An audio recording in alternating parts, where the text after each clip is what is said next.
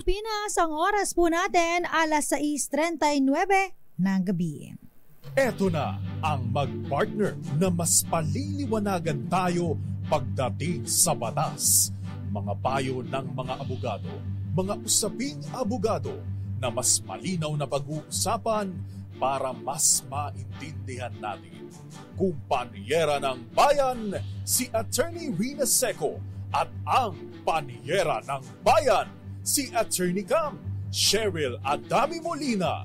Dos Kumpanieras sa DZRH Radio, DZRH TV at DZRH Online. Bago mo kasuhan, bago ka pumirma, bago ka makipagkasundo, makinig muna sa Dos Kumpanieras. Dos Kumpanieras. Magandang gabi po Luzon, Visayas at Mindanao. Welcome po sa programang Dos Kumpanieras. Kami po ang inyong makakasama, ang mga panyera ng bayan. Ako po si Attorney Cam. Ako naman po Attorney Rina Seco. Tuloy-tuloy sa pagbabalita. Tuloy-tuloy sa serbisyo. Sama-sama tayo, Pilipino. Magandang gabi sa iyo, panyera. Magandang gabi sa iyo, Attorney Cam. Oh, shout out daw po sa mga walang pera. Wala ba pambayad kuryente? Oo nga kasi napansin po ng mga iba nating kababayan na sobrang nagtaas ang kanilang bills, lalong-lalo na buwan ng Abril tsaka Mayo kasi sobrang init, Attorney diba? Cam. So yung iba talagang dalawa-dalawa electric fan ang ginagamit, hindi na kaya ng pamaypay. Kaysa kasi magdalawang electric fan kayo, i-on nyo na lang yung aircon nyo to 25 degrees Celsius. Ang problema kung walang aircon. Yun lang. Yun lang, diba? Pero tama yung sinabi ni Panyera na meron pa lang. Maintain nyo lang. Oo. Kasi yung dalawang electric fan, correct me if I'm wrong, no? Sa aking impormasyon, yung katumbas ng dalawang electric fan, aircon na yun na naka 25 degrees Celsius ang konsumo. Yan. Plus, of course, if you are using yung naka-inverter kayo, di malaking tulong yun. Correct. Ayan. So, sa lahat po ng mga gusto makatipid pa rin, pero malamig. Ayan. Kung may aircon kayo, pwedeng buksan. Kung wala naman, pwedeng palamig sa mall. O kayong electric fan, Attorney Cam, maglagay kayo ng humidifier. Humidifier. May nabibili. No? Tapos, ang ilagay nyo dun sa humidifier ninyo, wag nyo na lagyan ng oil. Lagyan nyo na lang ng malinis na tubig na malamig. Yan. Yung hindi naman po makabili ng aircon, meron pong mga iba na biglang nagsulputan sa mga online na shop. Online shop. Oo, Panyera na yung para siyang electric pan na malaki, tapos lalagyan mo lang ng yellow ba yun? Ng gel. Humidifier. Humidifier pa lang tawag doon. Kala ko nagbago na. Ayan lang po. So, mga simple tips lang po yan. Pero dahil panahon na ng tag-ulan, medyo some kind of umuulan na Panyera sa ibang lugar. Napakahirap ng panahon, init, lamig. Kaya init, nga po, lamig. yung vitamin C, no? At best pa rin, Attorney Cam, yung nagmumula sa natural na ingredients. Ayun. Ibig sabihin, kumain tayo ng mga pagkaing mayaman sa vitamin C. Ang tanong na lang, may budget pa ba tayo? Yun lang. Dos Kumpanieras. Anyway, ngayong gabi po ang topic po natin, pag-uusapan natin yung mga walang budget. Lalong-lalo na yung mga nagpa-ospital pero naubusan ng budget, Panyera. So ang tanong, kung hindi ka makabayad ng bills, 'di ba? Pwede ka bang hindi palabasin sa ospital? 'di ba? Yung mga hospital detention na tinatawag natin, hospital arrest, o kaya yung pag-uusapan natin yung anti-hospital deposit law. Actually, ito po ay review na lang natin dahil a few years back, at kasi 2021 kasi nag-start ang programa natin. It's 2024. So, naka-3 taon na tayo, Attorney Cam. So, about 2 years ago, na-discuss na po natin. Correct. Ito. Gusto lamang po namin balikan, dahil may mga kinalaman. bago tayo, mga listeners from time to time, Attorney Cam. Tsaka continuation, kasi kahapon ang pinag-usapan natin na may kinalaman naman doon sa prescription. Sa prescription. Gamot. Oo. Pwede bang branded lang? ang issue. Ayan, pwede ka ba mag-request na hindi branded? Actually, karapatan mo yun. Ayan. So, for the purpose of review lang, kahapon, di ba? So, pinag-usapan natin kailangan po mga generic name lang, no? Pero pwede din ilagay sa ilalim. Pero yung primary prescription, yun po yung generic name. Tapos karapatan po ninyo na malaman mula sa inyong pharmacist na pagbibilhan, yung tindero, ni-reduce na, pero napakahalaga po ng role ng mga pharmacist, kasi sila lang po yung may lisensya na makapagbenta ng mga, lalo na yung mga prescription drugs.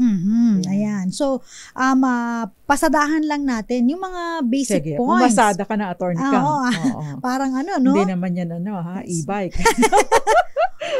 Uy, masarap mag-e-bike. Maano ko lang, ma-share ko lang. Kasi nakaranas ako ng e-bike. Okay pa lang. Pero wag mong pasaway sa kalsada, ha? Ay, wag sa mga main road, bawal po. So, sa mga, for example, bibili ka sa mga subdivision, malalayo ang mga tricycle. So, usong-uso ang mga e-bike. In fact, sa mga probinsya, ayan, marami nang naka-e-bike. Okay. So, yun po, no? Pag-usapan natin yung tinatawag natin na Hospital Detention Act. At ang purpose po neto, ito po kilala din, no? Sa tawag na RA 9439, no? Ito po ay nagkaroon naman din ng mga amyenda. Yes. Ito po ay pinoprohibit po, no, yung mga hospitals po, tsaka yung mga medical clinics sa Pilipinas na i-detain ng mga pasyente na naka-recover na or partially recovered, na pwede na magpagaling sa bahay. May ganun po, di ba? O kaya naman may mga pagkakataon Attorney Cam, na hindi talaga kinaya, no? Sumuko na ang katawang lupa ng pasyente, kaya pumanaw na. So, pwede bang i-hostage yung bangkay, no? At kung sakasakali, paano naman yung medical certificate, death certificate, pwede bang i-hostage ito hanggat hindi pa kayo nakakabayad ng inyong hospital bill? Take note, napakamahal po ng pagpapa-ospital. Lalong-lalo na po, no, sa mga pribadong ospital. Ang mga professional fees, Attorney Cam. Aba, parang ilang kaso na yung hawak natin sa isang... Totoo yan. Lalo na kung mayroon pong mga surgery na involved. Medyo mas malaki po yung TF ng mga doktor sa amin. Actually, yung consultation nila mahal din Hindi pa nag-i-issue ng resibo. Tapos pag nag-i-issue pa ng resibo, acknowledgement receipt lang. Naka-ride pa sa'yo, babayaran mo yung resibo at hindi lang yun. Pag mag-issue ng medical certificate, may bayad pa rin. Dos Compañeras. Yan ba yung tatako ko, Panyera, no? Oo nga Bakit issue ng medical certificate may bayad? Philippine Medical Association, pwede bang tingnan nyo ito? Kasi mga 300 to 350 din yan. Tapos kapag... yung consultation na lang, ito na lang, sige na lang, mag-charge kayo ng medyo mura-mura naman. Pangalawa, Attorney Cam, pwede ba mag-issue kayo ng resibo? Kasi may mga empleyado po, no, na may privilege sila ng ganito, kaya't hindi nila ma-avail because nagkonsulta sila sa inyo, ayaw nyo namang issuehan ng resibo. Sasabihin ng secretary, maya-maya na, ipapadala nyo na lang. Pero hindi po ipinapadala. Nangyari na ito sa akin, Attorney Cam, dyan sa Makati Medical Center. Ako naman, mag-i-issue pero may additional bayad. Kumbaga, babayaran mo yung kanyang... Pinamaya-maya, Attorney Cam. Ganon. So, ganon, no? So, sana ma-check. Especially pero mga med-surg, Attorney Cam, mga doctors, pang ilan lang sa mga top earners, magtataka ka. Kaya naalala ko talaga before, no? Hindi naman sa hindi natin nilalahat ang mga doctors, may mga matitino po mga doctors. Yung mga nagkiklinik, pero karamihan kasi, marami pa din mga doctors, especially mga doctors for the barrio, Attorney Cam, talagang sila yung matindi ang sakripisyo at saludo tayo sa kanila. Pero yung iba, no? Ibang level. Naka-tsadeng na, ayaw pang mag-issue ng resibo, si Madam, si Doc. Kaya naalala ko noon, di ba, yung sa BIR, nung nag-shame campaign sila, nasa ibabaw ng mga teacher yung doktor. Kung naalala mo yun, Panyera. So, maraming mga nagalit na doktor, pero may mga tinamaan din. Kasi hindi naman po lahat. Bato-bato sa langit, ang tamaan ay mabukulan sana. Yun. Dos Compañeras. So, yun po, no, pag-uusapan natin, no, ano po ba ang maaaring kaharapin ng mga ospital at saka mga personnel dito po sa mga ospital kung halimbawa po sila ay nag-violate dito po sa tinatawag natin na anti-hospital arrest at saka yung anti-hospital deposit law. Ayan. Kasi minsan, no, parang hinihingihan ka pag halimbawa, no, in case of emergency, pumunta ka doon. Deposit ka muna. Deposit may pera ka ba? Yun ang unang tanong. Diba? Ako naranasan Actually, meron itong provision ng batas na nagbabawal dito. Pero, ang realidad ng buhay, Attorney Cam, pera muna bago pasok. Pera muna bago pera muna bago gamot. Diba? Antindi. Naalala ko yung ate ko noon na ospital. Alam mo ba ang unang katanungan kasi may kailangan surgery. Ang unang katanungan, sino ang magbabayad. Mm. So, sabi ko, ako po, sabi ko. Ang pangalawang tanong, Ano ang trabaho mo? Hindi lang yun. Ano? Ang iyong iko-collateral? Dos Compañeras. Ganon. May mga ganon silang mga umpisa sa mga receptionist. Pero, ayan, pag-usapan din natin kung halimbawa ikaw naman ay may kakayanan at pumasok ka sa pribadong private room. Private O room. kaya naman, Attorney Cam, no? Kahit wala kang kakayanan, pero dala ng pangangailangan. Dahil nga may mga pagkakataon na walang available na ward. Correct. No? Gustuhin mo man, nasa ward ka lang, sasabihin may tuberculosis ka, so hindi ka pwedeng kasama ng mga iba. O may nakakahawakan sakit, so dapat naka-isolate ka, so hindi ka pwede dun sa pangmaramihan. Ano ngayon ang recourse mo? Diba? So, eto nga, may mga actually, Attorney Cam, no, it's about time, kasi hindi masyadong nag-iisip yung ibang nating mga mambabatas It's about time na maamyendahan itong batas na ito. Sa palagay ko lang. Diba? Go ahead, Attorney Cam. Oo, kasi may mga iba dito na mga sirkumstansya. May butas ang batas. Na maaaring hindi pumasok dito. I don't know kung sinadya ito o talaga nakaligtaan. Pero kung nakaligtaan nyo, ang hina nyo naman. Baka diba? baka nang pwedeng amyendahan. Oo. Parang ang hina naman kung nakaligtaan mo, hindi mo naman lang na-anticipate yung ganong sitwasyon. Diba? Sa dami ng mga mambabatas natin, hindi nyo malang naisip yun. Ano ba? Mahina ba ang kukote o talaga lang hinayaan nyo lang? Yun. Dos Compañeras. Batiin lang natin yung mga nakatutok sa atin ngayon, Jerry Sumagaysay. Nanay Rose Fernandez, Gina Teves, magandang gabi po. Jenny Mangalino, Peter Lynn Sanchez, good evening, sabi niya, stay safe to all. Ivy Gutierrez ng Pagkasinan and Henry Dolohan ng Zambales, magandang gabi po. Magandang gabi din sa iyo, Daddy Roel Resio. Sabi niya, MMC, mamaya't maya, cash ang kailangan kapag na-confine. Ako, MMC. Marcelo M, magandang gabi sa iyo. Umuulan daw sa Masbate. Magandang gabi din sa iyo, Maria Teresa Lazaro dyan sa Hong Kong. And syempre, Victorino, gayon din, si Pancho Sabordo Jr., Gael Enriquez at Ador Cortez ng Bulacan. Yan, si Randy Mendiola, magandang gabi rin po. Marami nanonood sa atin ngayon. Mapa-Facebook man at saka ganun din po sa ating DZRH TV live stream. Ayan. Yung 4K live stream natin sa YouTube. Ayan, nabanggit ko na sila. Magandang gabi po. Ayan. Oo. Yes, meron pa bang pahabol dyan, si Panyera? Vicky Tolandor, nakikinig sa atin. Nanonood sa atin sa Antique. Gayon din si Gael. Si Bobay Pertos. Meron siyang binanggit dito, Attorney Cam, babasahin ko later. Si Gael, sabi niya, mas okay pa. Sabi niya, hindi naman. Sabi niya, kasi meron dito, mas maganda pa, mas okay pa daw ma-hold up sa daan kaya sa mga ospital. Hindi rin. Kasi sabi nga ni Gael, baka magripuhan ka pa pagka in-hold up ka, diba? Wala doon ang maganda. Si Mami Belen Rivera, Ramel Maluto sa Guimaras, si Violeta Montecalvo Zambrano, 600 pesos daw ang consultation doon sa Laguna. Mami Belen, magandang gabi sa iyo. At syempre, Maricor Angeles, sino pa ba? Moonbeats, Marites Liado, ganyan Tita Ami Miraflor Zambrano, at saka si Joel Tan, ganyan Kenneth Arevalo and Ryan Madariaga, Roxanne Costo, maraming iba pa. Enrique Alcantara, magandang topic po yan. Maraming salamat. Kung gusto niyo pong sumali sa aming talakayan, pwede po kayong mag-comment sa aming Facebook Live. Makikita niyo po kami, hanapin niyo lamang po, i-search DZRH News Television Facebook at DZRH News Facebook page at ang DZRH Dos Compañeras Facebook page. Miss Marilu Di Guzman, ganyan Jason Abalencia, Eva Duques, Valentino Melena Poncha dyan sa Hong Kong, at syempre Felix Falcotelo. Magandang gabi sa inyo. Good morning, good afternoon, good evening, and good night. Samahan niyo po kami hanggang 7:30. At syempre yung mga ibang nananahimik dyan na hindi nagpaparamdam, kasama po kayo sa pagbati namin ngayong gabi. Yan. Bago tayo mag-commercial, Panyera, no? Isa munang paalala na ang Star City po sa darating na linggo. Ka? Oo, kasi close sila eh. Dahil merong private event sa May 26, 2024. Okay. So, ayan, pasensya po muna, no? Yung mga gustong magbalak mag-Star City on Sunday, baka pwedeng Saturday. Yan, punta kayo. Ayan, thank you po for your understanding. Yon. Dos Compañeras.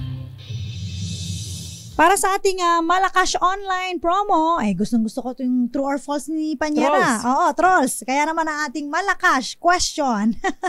Ang tanong, ayan, sakop ng Ulit, attorney Cam, ako magtatanong. true or false? True or false? Ang tanong! Ayan, sakop Para may ng energy. anti-hospital detention law ang pasyente na nagpa-admit sa private room. Yan ang katanungan. Nasasagutin natin mamaya sa pagbabalik ng Dos Compañeras. Kami pa rin po nakakasama. Ako po si Attorney Cam. Ako naman po, attorney Rina Seco. Dos Compañeras. Dos Compañeras.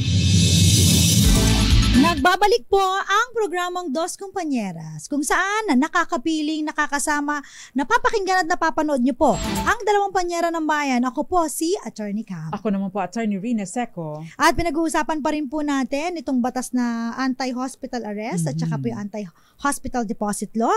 May nag-message sa atin. Eto. Si Rowell Resio, sabi niya sana po ma-discuss nyo rin po ang tungkol sa mga healthcare provider o yung mga health card. Yan.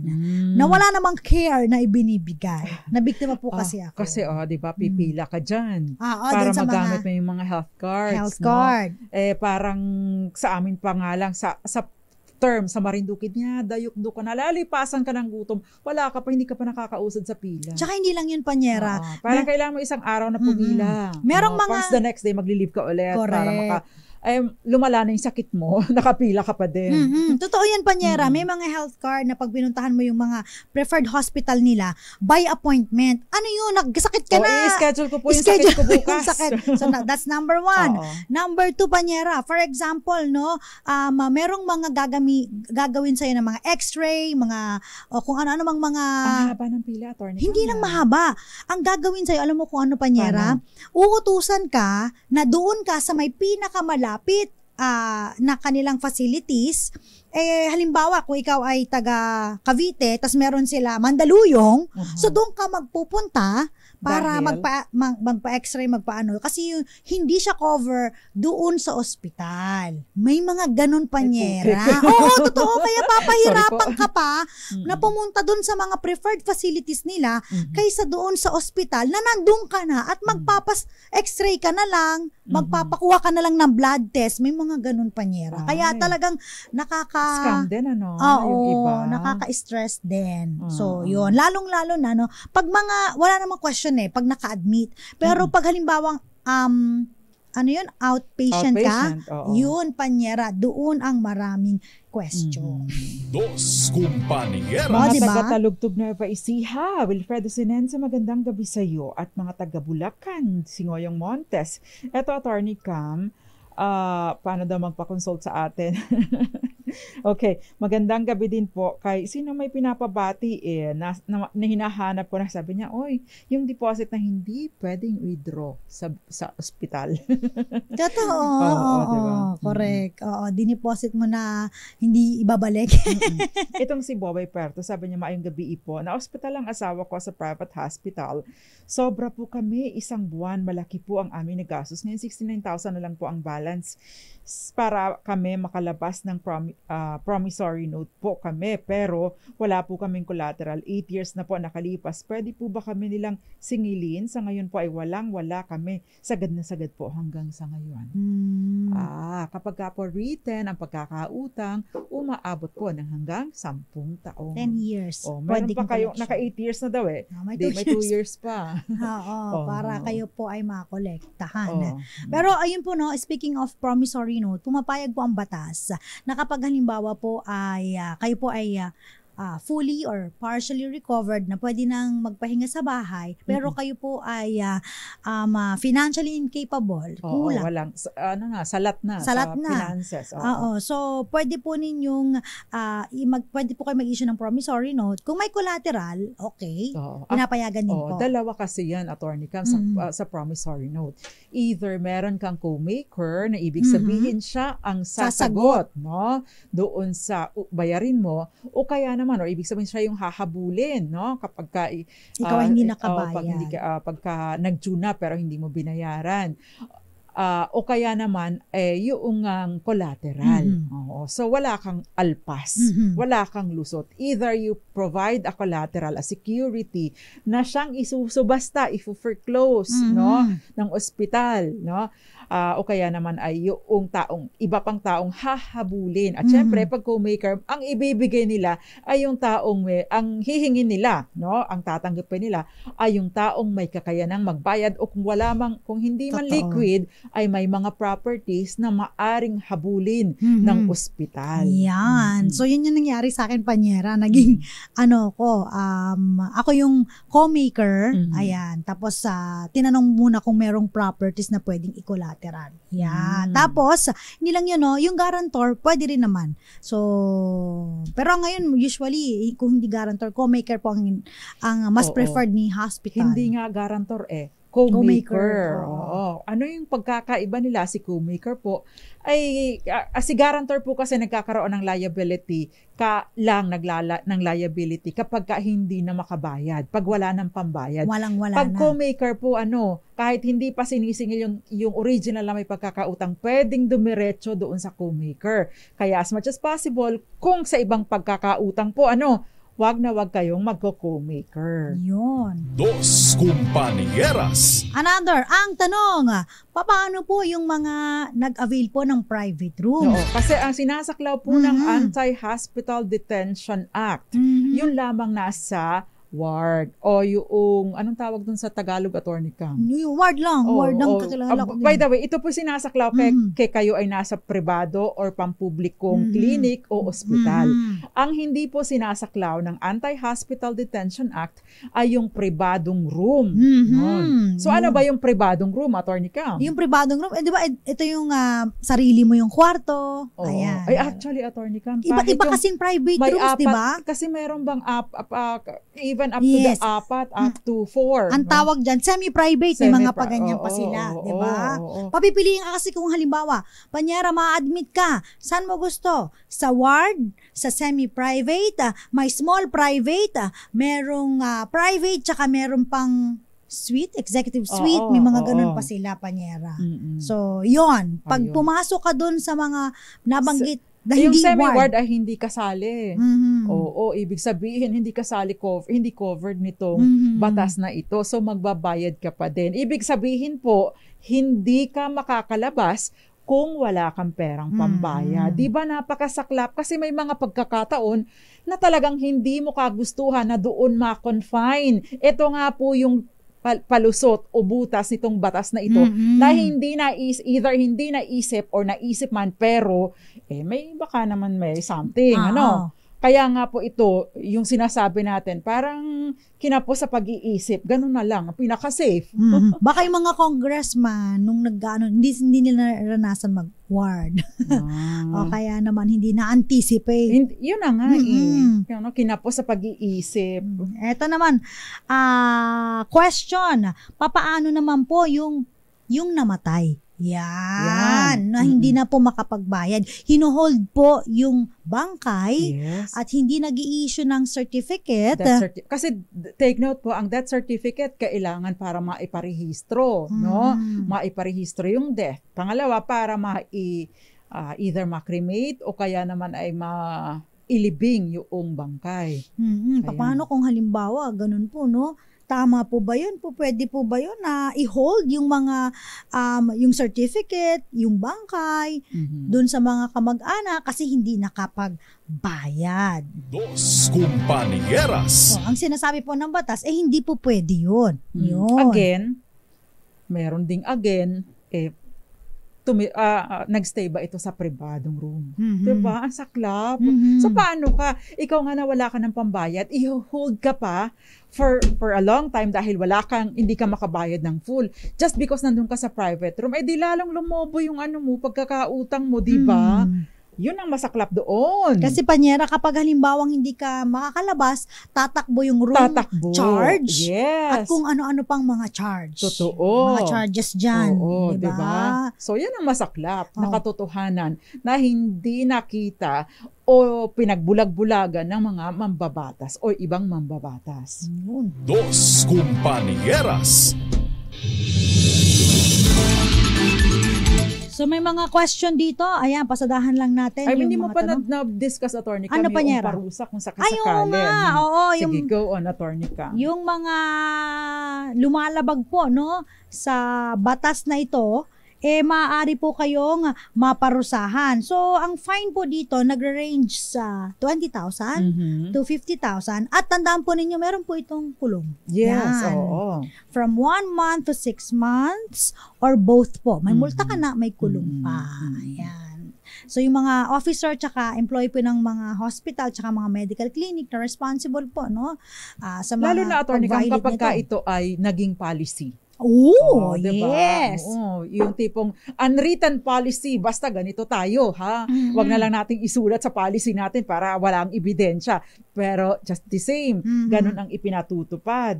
Sabi po ng boss namin, ayan, Oo. bawal daw po kayong palabasin kasi po hindi po kayo nakapagbayad. Nasa ward ka lang naman pa niyan. O, bawal pong ilabas ang bangkay at saka mag-issue ng death certificate kasi wala pa po kayong bayad. Yun na nga eh.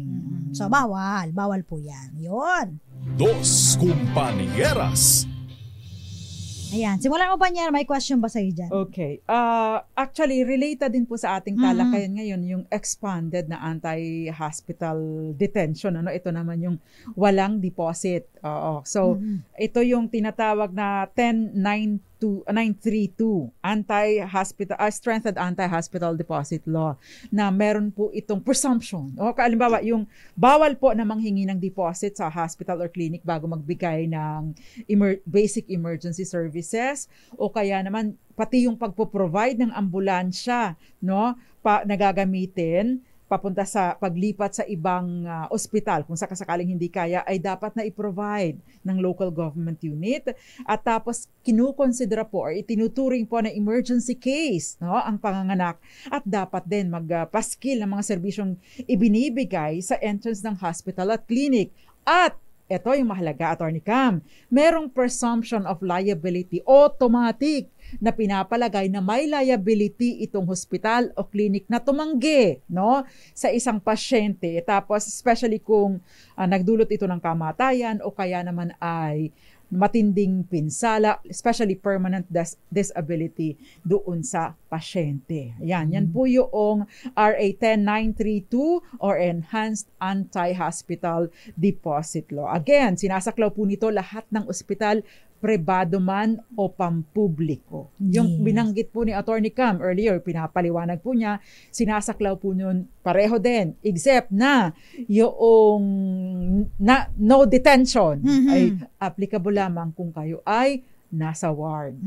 So critical po yun, yes, no? Oo. So kailangan medyo aware po tayo dito, no? Sabi nga namin, lamang ang may alam, 'di ba? Yes, oo. So kung halimbawa, kasi may nangyari Panyera, real case naman, wala silang kakayanan, Panyera talaga.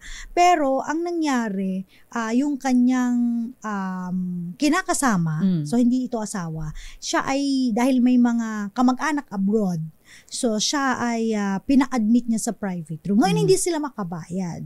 So yung kinakasama bigla na lang nawala. Oo, nung lalabas na ng hospital kasi nga hindi sila pinapayagan tapos ini-invoke nila to. Ang sabi nga sa batas, hindi kasama yung mga na-admit sa private room. So ang tanong naman ng mga nasa ibang bansa na kamag-anak, bakit pin-private kung wala naman talagang kakayanan? Ito pa, Attorney Cam, real case, real situation, ano.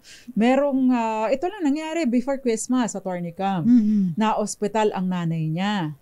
Dahil nga walang ibang available, sa private hospital, dahil wala pong available na room sa ward, ang nanay niya ay napilitan na doon na lang available kasi, Attorney Cam, ay suite. Oo, Yun. mahal yun. Oo, dahil na din napaka-sensitive ng kondisyon ng nanay niya. Ngayon, lalabas na. May kulang pa na halos kalahating milyon. No? Kasi nakaka-recover na. So gusto sana na magpasko sa bahay nila itong si nanay. Ang problema, walang cash itong sina madam. No? Ngayon, ang sabi nung kanyang anak, meron po kaming property, pwede po bang mag-promissory note ako at i-collateral ko po or security ko po sa aking promissory note yung property namin. Pero ang nasa proseso na po kami ng paghahanap na buyer. Alam mo ba ang ginawa ng direktor ng ospital? Anong ginawa? In-announce sa public yung PA system. Okay. Wala pala kayo pabayad eh. Bakit pumunta kayo ng ospital? Ganon. Ay, napaka-unprofessional naman. Yan actually, real case. In fact, napaluha pa nga kami ni Attorney Reggie Hularbal nang nilapitan kami ng taong ito. Pero napakahirap na sitwasyon, Attorney Cam. Lumagpas pa sila ng magno-New Year pa sila. Bago diba? sila Napakahirap. At alam mo ba, ang ginawa ng taong ito, siya ay nag-early retirement para makuha, may mga ipambayad lamang siya sa ospital. Di ba napakasaklap? Kung ikaw, pamilya mo ito, ano ang mararamdaman mo, di ba? Maliban pa sa, syempre, feeling, hirap na hirap ka na, no? Gumagawa ka naman ng paraan. Pagkatapos, ipapahiya ka pa, naka-public announcement system ang direktor ng ospital. Diba? Ibang level. Napakawalang modo naman yung direktor na yun. Totoo, diba? Ay, nako. Nakakagigil. Sabi nga ni Gael, isa nagagaling ka, mamamatay ka na lang sa taas ng bayarin. Tama. At saka pati sa kahihiyan kapag ganito ang trato sa'yo. Nako. Diba? Ayun. Ito, Attorney Cam. Ito, sabi. Sige, go on. Sabi ni Roel Resio, maganda rin tong kanyang punto. Sabi niya, sa realidad lang po, kapag wala kang deposit at pinunto niyo po yung batas, papapasukin naman po kayo sa ospital, pero hindi kayo iintindihin. Yun ang masaklap. Yan din ang dapat na tingnan natin. Actually, kapag ka po ganito, meron pong tinatawag na Health Facilities Oversight Board or Health Facilities and Services Regulatory Bureau na nag-iimbestiga sa mga complaints na at nag-i-impose ng administrative sanctions. Ang problema, alam mo ba, Attorney Cam, nitong Disyembre, tinawagan namin ng DOH. Dahil ito po ay nasa ilalim ng DOH. Ang sabi lang sa amin, ay wala po kasi kaming magagawa dyan. Diba? Napakasaklap. Pag mahirap ka, o kahit hindi ka mahirap, pero nasagad ka dahil nga kamahal-mahal ng professional fees, kamahal-mahal ng gamot. Meron pang ibang mga doktor, Attorney Cam, at mga hospitals o mga clinics. Take note po, no? Karapatan po ninyo ito. Kung senior citizen ang na-ospital, dapat po ay mabigyan kayo ng 20% discount. Marami pong mga doktor, no, na nagsasabi, pasensya na po, marami lang, pero hindi po nila lahat, na ayaw maglibigay ng 20% discount. Karapatan po ninyo ito. Yan. Kapag ka po kayo ay magbabayad na, dalhin po ninyo ang kopya ng Expanded Senior Citizens Act at ipakita po ninyo kasi napakaraming ospital, napakaraming doktor, hindi ino-honor ang senior citizens discount. Yun. Dos Kumpanieras. Nangyari na ito sa akin, Attorney Cam, sa Makati, isang malaking ospital. Pinadalhan ko pa ng kopya ng Expanded Senior Citizens Act para mag-honor, magbigay ng 20% discount. Diyos ko. Eto na, nakatutok sa atin. Magandang gabi po, Victorino Duran ng Las Piñas. Magandang gabi rin po, Wilmer Dips. Ayan na. Lahat ng programa, nakasubaybay daw siya. Dito dyan sa may Negros Occidental. Maraming salamat po. Eto, Attorney Cam, magandang punto ito. Sabi ni Kenneth Arevalo, ugaliing magtanong, kasi hospital worker ito si Kenneth, ugaliing magtanong kung bakit kailangan ang mga diagnostic test before pinayagan na gawin ang mga test ni Doc. Yan. Tsaka alam mo, nabanggit lang natin, dahil sa hindi maganda yung ating health system at saka yung ating mga healthcare system, Panyera, marami sa ating mga kababayan na pumupunta abroad para yung mga benepisyo nila din. At if mga health workers natin, iba pa ring issue ito, Attorney Cam, no? Doon sila napunta sa ibang bansa dahil nga mas maganda yung health care system nila. Kung afford mo. On the other side, marami tayong mga health workers na nag-a-abroad dahil nga ang mahal ng mga professional fees ng mga iba. Pero ang mahal ng singilang ospital. Pero yung mga medical workers, abay, magkano lang ang binibigay, di ba? Yes. Eto, Sir Herminia Albuna, legal po ba na hindi ka bigyan ng serbisyong medikal ng isang LGU pag hindi ka botante sa lugar na ito? Ay, nako, mamaya sagutin natin yan. Sagutin mo, Atty. Panyera, Cam. sa pagbabalik. At umiinit ang ulo ko. Sa pagbabalik po ng Dos Compañeras, ilan po munang mga paalala dyan lamang po kayo para sa ating malakas promo. Puntahan po ang DZRH Dos Compañeras Facebook page. Mag-PM po kayo, dun po kayo sumagot sa katanungan natin. Yung mga gusto pong sumali, napakadali lang. True or false lang. Naku, dalawa lang pagpipilian. Sakop ng anti-hospital detention law ang mga pasyente na naka-admit sa private room. Kasama pa rin po ang mga panyara ng bayan. Ako po si Atty. Cam. Ako naman po, Atty. Rina Seco. At kami po ang Dos Compañeras. Oras po natin, 18 minuto makalipas ang alas 7 ng gabi. Dos Compañeras. Ang bilis po ng araw, 55 days na lamang po. Tayo po ay magse-celebrate na ng ika-85 taong anibersaryo po ng DZRH. Maraming salamat po sa lahat ng mga tumutok sa atin. Thank you so much po. Abangan po ang aming mga papremyo, mga papromo, mga activities para po sa ating mga taga-subaybay na laging nakatutok. Dahil ang DZRH po ang kauna-unahang radyo sa Pilipinas, kauna-unahang sa Pilipino. Yon.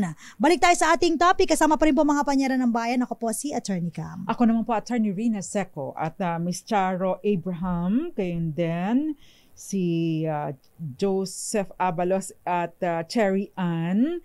Marami pang ibang nanunood, nakikinig sa atin. Sino bang hindi natin na-mention pa? Magandang gabi po sa inyo. Maraming salamat sa mga sumasali sa atin sa DZRH Dos Compañeras. Pero ang daming sumagot. Atty. Cam, sagutin mo na si ano. Sino? Eto kasi yung question ni, sino ba yung nagtanong kanina? Yung hindi pinagkaitan ng serbisyong medikal dahil hindi siya botante dun sa lugar. Ay, mali po yan. Yes. Oo, abuse of authority po yan. Hindi po dahil... Actually, paglabag ito dun sa batas. Yes. Kasi hindi ka pa pwede, especially in emergency cases, hindi ka pa pwedeng tanggihan. O kung hindi nila kaya ang sitwasyon mo, dapat bigyan ka ng paunang lunas para tumagal ka hanggang dun sa paglilipatan mong ospital. Yes. Alam mo, malapit ng eleksyon, 'di ba? Kasi kanina yung ating chairman ng eleksyon nag-test na sila ng PCOS machine, panyera.